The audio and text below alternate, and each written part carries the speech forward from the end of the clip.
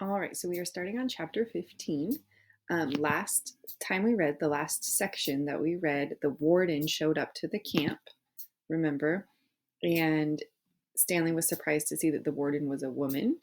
The reason that she came was because Stanley actually found a gold tube. So he found something interesting, right? But he let X-Ray take the credit for it because he wants to get in good with the other boys and make friends. So she came and we said at our Zoom meeting on Monday that so far she seems like she cares about the campers, but not the staff, because she was demanding that Mr. Pendanski fill up their water canteens, but she was not being very friendly to Mr. Pendanski. So chapter 15. Mr. Pendanski filled the canteens. The warden got a pitchfork out of the back of the pickup. She poked it through X-Ray's dirt pile to see if anything else might have been buried in there as well. After you drop off X-Ray, I want you to bring back 3 wheelbarrows, she said. X-Ray got in the pickup. As the truck pulled away, he leaned out the wide window and waved. 0, said the warden. I want you to take over X-Ray's hole. She seemed to know that 0 was the fastest digger. Armpit and Squid, you will keep digging where you have been, she said, but you're each going to have a helper.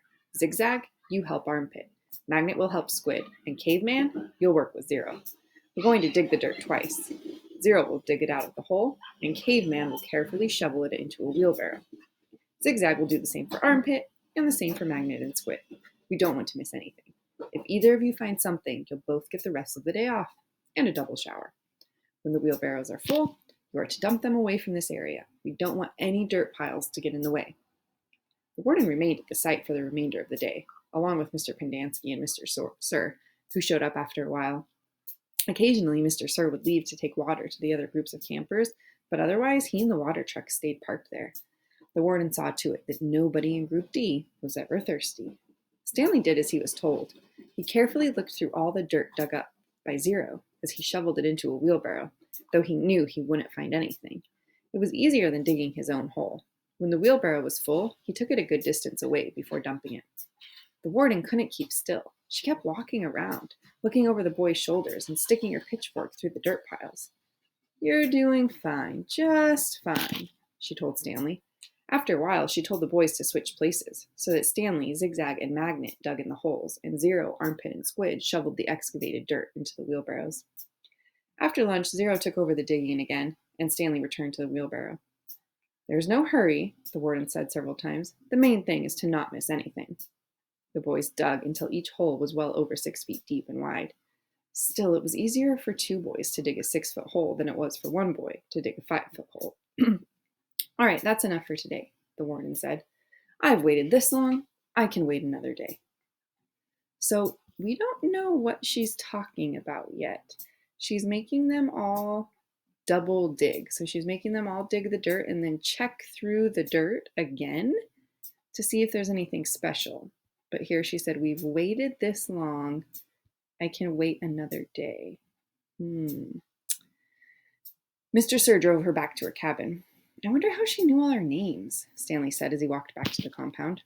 She watches us all the time, said Zigzag. She's got hidden microphones and cameras all over the place, in the tents, the rec room, the shower. The shower? Asked Stanley. He wondered if Zigzag was just being paranoid. The cameras are tiny, said Armpit, no bigger than the toenail on your little toe. Stanley had his doubts about that.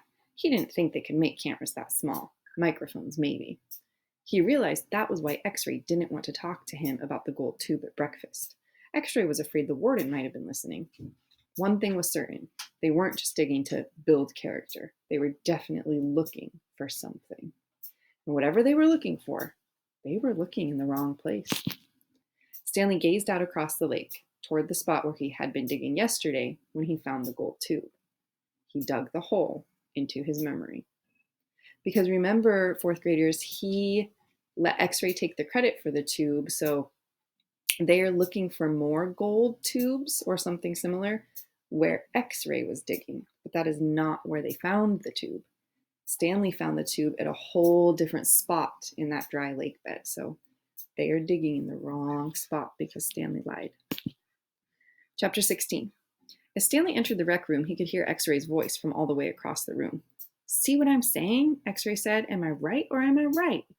The other bodies in the room were little more than bags of flesh and bones dumped across broken chairs and couches. X-Ray was full of life, laughing and waving his arms around as he talked. "Yo, caveman, my man," he called out. Stanley made his way across the room. "Hey, slide on over, Squid," said X-Ray. "Make room for the caveman." Stanley crashed on the couch. He had looked for a hidden camera in the shower. He hadn't seen anything, and he hoped the warden hadn't either. "What's the matter?" asked X-Ray. "You guys tired or something?" He laughed. "Hey, keep it down, will you?" groaned Zigzag. "I'm trying to watch TV." Stanley glanced uncertainly at Zigzag, who was staring very intently at the busted television. The warden greeted the boys at breakfast the next morning and went with them to the holes.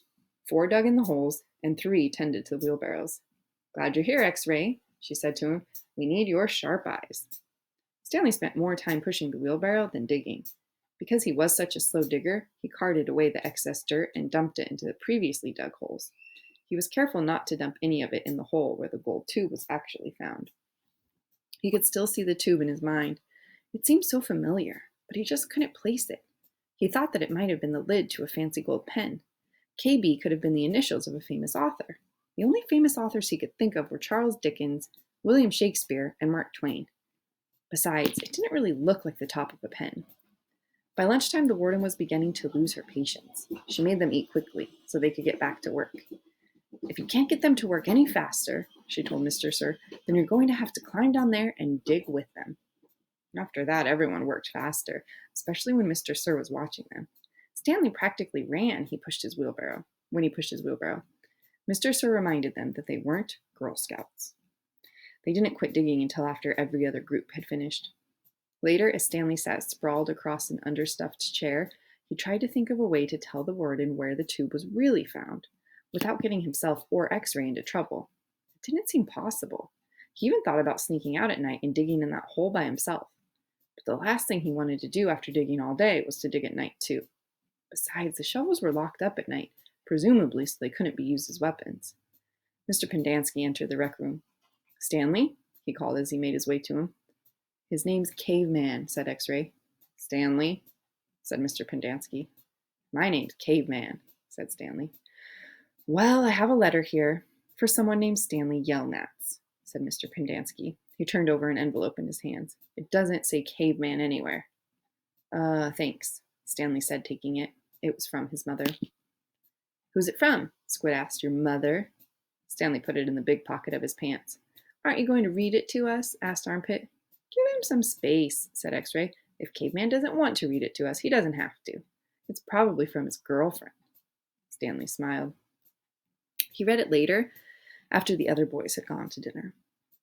"Dear Stanley, it was wonderful to hear from you. Your letter made me feel like one of the other moms who can afford to send their kids to summer camp. I know it's not the same, but I'm very proud of you for trying to make the best of a bad situation." Because remember, 4th graders, he lied to his mom and said that everything's great and that he's learning to kayak or swim or something. He's making it sound a lot better than it is because he doesn't want his mom to worry. "Who knows? Maybe something good will come of this. Your father thinks he is real close to a breakthrough on his sneaker project. I hope so. The landlord is threatening to evict us because of the odor. I feel sorry for the little old lady who lived in a shoe. It must have smelled awful. Love from both of us." So remember again, students, that his dad is a scientist trying to invent a cure for foot odor. So their apartment always stinks like foot odor because his dad is working on that. "What's so funny?" Zero asked. It startled him. He thought Zero had gone to dinner with the others. Nothing, just something my mom wrote." "What'd she say?" Zero asked. "Nothing." "Oh, sorry," said Zero. "Well, see, my dad is trying to invent a way to recycle old sneakers, so the apartment kind of smells bad because he's always cooking these old sneakers." So I was wrong about the foot odor. That's what his dad's trying to do. "So anyway, in the letter, my mom said she felt sorry for that little old lady who lived in a shoe. Because it must have smelled bad in there." Zero stared blankly at him. The nursery rhyme?" Zero said nothing. "You've heard the nursery rhyme about the little old lady who lived in the shoe?" "No." Stanley was amazed. "How does it go?" asked Zero. "Didn't you ever watch Sesame Street?" Stanley asked. Zero stared blankly. Stanley headed on to dinner. He would have felt pretty silly reciting nursery rhymes at Camp Green Lake. Chapter 17. For the next week and a half, the boys continued to dig in and around the area where X-Ray had supposedly found the gold tooth. They widened X-Ray's hole, as well as the holes Armpit and Squid had been digging, until the fourth day, when all three holes met and formed one big hole. As the days wore on, the warden became less and less patient. She arrived later in the morning and left earlier in the afternoon. Meanwhile, the boys continued to dig later and later. "This is no bigger than it was when I left you yesterday," she said after arriving late one morning, well after sunrise. "What have you been doing down there?" "Nothing," said Squid. It was the wrong thing to say. At just that moment, Armpit was returning from a bathroom break. "How nice of you to join us," she said, "and what have you been doing?" "Well, I had to, go." The warden jabbed at Armpit with her pitchfork, knocking him backward into the big hole. The pitchfork left 3 holes in the front of his shirt and 3 tiny spots of blood. "You're giving these boys too much water," the warden told Mr. Pendanski. So now she's changed her tune about the water. I wonder why. They continued to dig until late afternoon, long after all the other groups had finished for the day. Stanley was down in the big hole, along with the other 6 boys. They had stopped using the wheelbarrows. He dug a shovel into the side of the hole. He scooped up some dirt and was raising it up to the surface when Zigzag's shovel caught him in the side of the head. He collapsed. He wasn't sure if he passed out or not. He looked up to see Zigzag's wild head staring down at him. "I ain't digging that dirt up," Zigzag said. "That's your dirt." "Hey, Mom," Magnet called. "Caveman's been hurt." Stanley brought his fingers up to the side of his neck. He felt his wet blood and a pretty big gash just below his ear. Magnet helped Stanley to his feet, then up and out of the hole. Mr. Sir made a bandage out of a piece of his sack of sunflower seeds and taped it over Stanley's wound. Then he told him to get back to work. This isn't nap time. When Stanley returned to the hole, Zigzag was waiting for him. "That's your dirt," Zigzag said. "You have to dig it up. It's covering up my dirt." Stanley felt a little dizzy. He could see a small pile of dirt. It took him a moment to realize that it was the dirt which had been on his shovel when he was hit. He scooped it up. Then Zigzag dug his shovel into the ground underneath where Stanley's dirt had been. Chapter 18. The next morning, Mr. Sir marched the boys to another section of the lake, and each boy dug his own hole, 5 feet deep and 5 feet wide. Stanley was glad to be away from the big hole. At least now he knew just how much he had to dig for the day. It was a relief not to have other shovels swinging past his face, or the warden hanging around. He dug his shovel into the dirt, then slowly turned to dump it into a pile. He had to make his turns smooth and slow. If he jerked too quickly, he felt a throbbing pain just above his neck where Zigzag's shovel had hit him. That part of his head, between his neck and ear, was considerably swollen. There were no mirrors in camp, but he imagined he looked like he had a hard-boiled egg sticking out of him. So if you've ever hit your head really hard or seen someone, sometimes we call it a goose egg, where you have a big bump sticking out of your head. So he got hit pretty hard. The remainder of his body hardly hurt at all. His muscles had strengthened, and his hands were tough and calloused. He was still the slowest digger, but not all that much slower than Magnet.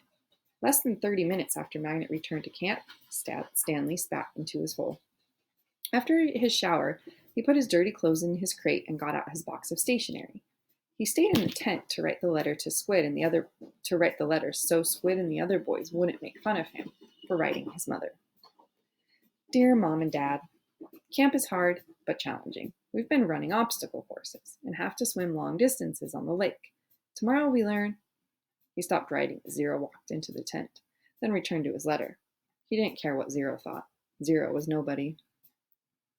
"To rock climb. I know that sounds scary, but don't worry."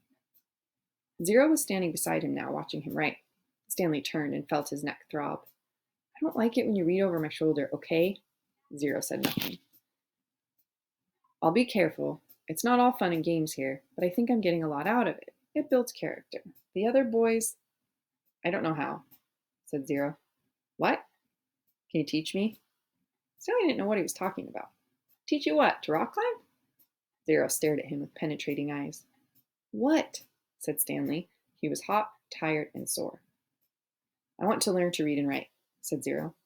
Stanley let out a short laugh. He wasn't laughing at Zero. He was just surprised. All this time he had thought Zero was reading over his shoulder. "Sorry," he said. "I don't know how to teach." After digging all day, he didn't have the strength to try to teach Zero to read and write. He needed to save his energy for the people who counted. You don't have to teach me to write, said Zero, just to read. I don't have anybody to write to. Sorry, Stanley said again. His muscles and hands weren't the only parts of his body that had toughened over the past several weeks. His heart had hardened as well. He finished his letter. He barely had enough moisture in his mouth to seal the stamp and envelope. It seemed that no matter how much water he drank, he was always thirsty. Chapter 19. He was awakened one night by a strange noise. At first, he thought it might have been some kind of animal, and it frightened him. But as sleep cleared from his head, he realized that the noise was coming from the cot next to him. Squid was crying. You okay? Stanley whispered. Squid's head jerked around. He sniffed and caught his breath. Yeah, I'm fine, he whispered and sniffed again. In the morning, Stanley asked Squid if he was feeling better. What are you, my mother? Asked Squid. Stanley raised and lowered one shoulder. I got allergies, okay? Squid said. Okay, said Stanley. You open your mouth again and I'll break your jaw. Stanley kept his mouth shut most of the time. He didn't talk too much to any of the boys, afraid that he might say the wrong thing. They called him caveman and all that, but he couldn't forget that they were dangerous too. They were all here for a reason. As Mr. Sir would say, this wasn't a Girl Scout camp. Stanley was thankful there were no racial problems. X-Ray, Armpit, and Zero were black. He, Squid, and Zigzag were white. Magnet was Hispanic. On the lake, they were all the same reddish-brown color, the color of dirt. He looked up from his hole to see the water truck and its trailing dust cloud. His canteen was still almost a quarter full. He quickly drank it down, then took his place in line, behind Magnet and in front of Zero. The air was thick with heat, dust, and exhaust fumes. Mr. Sir filled their canteens. The truck pulled away. Stanley was back in his hole, shovel in hand, when he heard Magnet call out, Anybody want some sunflower seeds? Magnet was standing at ground level, holding a sack of seeds. He popped a handful into his mouth, chewed and swallowed, shells and all. Over here, called X-Ray. The sack looked to be about half full. Magnet rolled up the top, then tossed it to X-Ray. How'd you get them without Mr. Sir seeing you? Asked Armpit. I can't help it, Magnet said. He held both hands up, wiggled his fingers and laughed. My fingers are like little magnets. The sack went from X-Ray to Armpit to Squid. It's sure good to eat something that doesn't come from a can, said Armpit. Squid tossed the sack to Zigzag. Stanley knew it would come to him next. He didn't even want it. From the moment Magnet shouted, Anybody want some sunflower seeds? He knew there would be trouble. Mr. Sir was sure to come back. And anyway, the salted shells would only make him thirsty. Coming your way, caveman, said Zigzag. Airmail and special delivery. It's unclear whether the seeds spilled before they got to Stanley or after he dropped the bag. It seemed to him that Zigzag hadn't rolled up the top before throwing it, and that was the reason he didn't catch it. But it all happened very fast. One moment the sack was flying through the air, and the next thing Stanley knew, the sack was in his hole, and the seeds were spilled across the dirt. Oh, man, said Magnet. Sorry, Stanley said as he tried to sweep the seeds back into the sack. I don't want to eat dirt, said X-Ray. Stanley didn't know what to do. The truck's coming, shouted Zigzag. Stanley looked up at the approaching dust cloud, then back down at the spilled seeds. He was in the wrong place at the wrong time. What else is new? He dug his shovel into his hole and tried to turn over the dirt and bury the seeds. What he should have done, he realized later, was knock one of his dirt piles back into his hole. But the idea of putting dirt into his hole was unthinkable. Hello, Mr. Sir, said X-Ray. Back so soon. It seems like you were just here, said Armpit. Time flies when you're having fun, said Magnet. Stanley continued to turn the dirt over in his hole. You Girl Scouts having a good time? Asked Mr. Sir. He moved from one hole to another. He kicked a dirt pile by Magnet's hole. Then he moved towards Stanley. Stanley could see 2 seeds at the bottom of his hole. As he tried to cover them up, he unearthed a corner of the sack. Well, what do you know, caveman, said Mr. Sir, standing over him. It looks like you found something. Stanley didn't know what to do. Dig it out, Mr. Sir said. We'll take it to the warden. Maybe she'll give you the rest of the day off. It's not anything, Stanley muttered. Let me be the judge of that, said Mr. Sir. Stanley reached down and pulled up the empty burlap sack.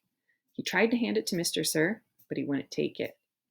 So tell me, caveman, said Mr. Sir, How did my sack of sunflower seeds get in your hole? I stole it from your truck. You did? Yes, Mr. Sir.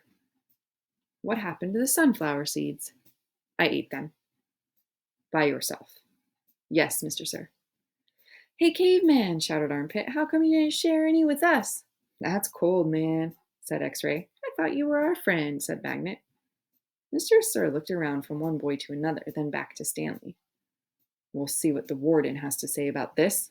Let's go. Stanley climbed up out of his hole and followed Mr. Sir to the truck. He still held the empty sack. It felt good to sit inside the truck, out of the direct rays of the sun. Stanley was surprised he could feel good about anything at the moment, but he did.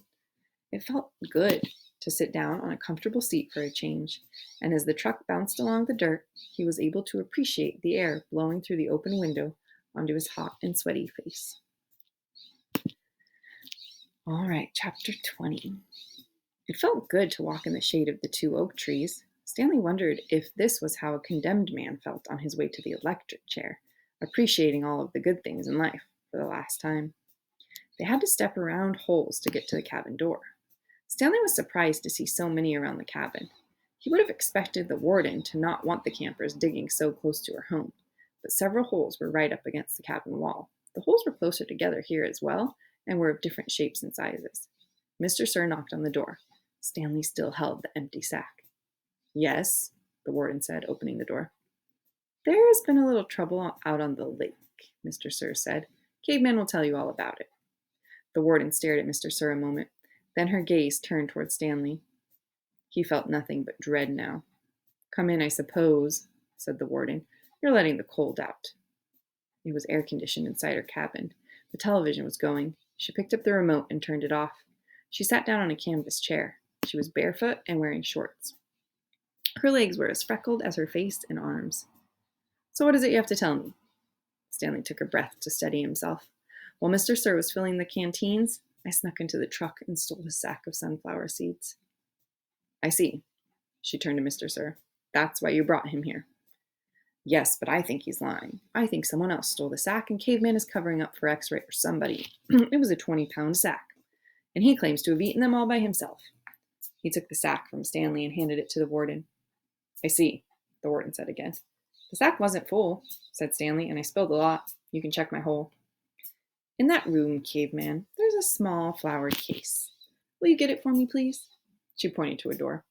Stanley looked at the door, then at the warden, then back at the door. He slowly walked toward it.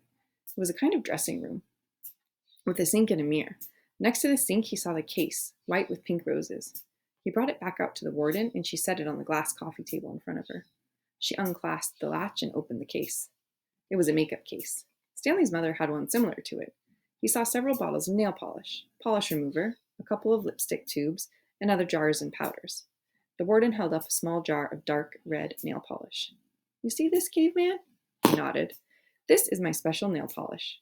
Do you see the dark, rich color? You can't buy that in a store. I have to make it myself. Stanley had no idea why she was showing it to him. He wondered why the warden would ever have the need to wear nail polish or makeup. Do you want to know my secret ingredient? He raised and lowered one shoulder. The warden opened the bottle. Rattlesnake venom. With a small paintbrush, she began applying it to the nails on her left hand. It's perfectly harmless when it's dry. She finished her left hand. She waved it in the air for a few seconds, then began painting the nails on her right hand. It's only toxic while it's wet. She finished painting her nails, then stood up. She reached over and touched Stanley's face with her fingers. She ran her sharp, wet nails very gently down his cheek. He felt his skin tingle. The nail on her pinky just barely touched the wound behind his ear. A sharp sting of pain caused him to jump back. The warden turned to face Mr. Sir, who was sitting in the fireplace hearth. So you think he stole your sunflower seeds? No, he says he stole them, but I think it was... She stepped toward him and struck him across the face. Mr. Sir stared at her. He had 3 long red marks slanting across the left side of his face. Stanley didn't know if the redness was caused by her nail polish or his blood. It took a moment for the venom to sink in. Suddenly, Mr. Sir screamed and clutched his face with both hands. He let himself fall over, rolling off the hearth and onto the rug. The warden spoke softly. I don't especially care about your sunflower seeds, Mr. Sir moaned. If you must know, said the warden, I liked it better when you smoked. For a second, Mr. Sir's pain seemed to recede. He took several long, deep breaths. Then his head jerked violently, and he let out a shrill scream, worse than the one before. The warden turned to Stanley. I suggest you go back to your hole now. Stanley started to go, but Mr. Sir lay in the way. Stanley could see the muscles on his face jump and twitch. His body writhed in agony. Stanley stepped carefully over him. Is he? Excuse me, said the warden. Stanley was too frightened to speak. He's not going to die, the warden said. Unfortunately for you.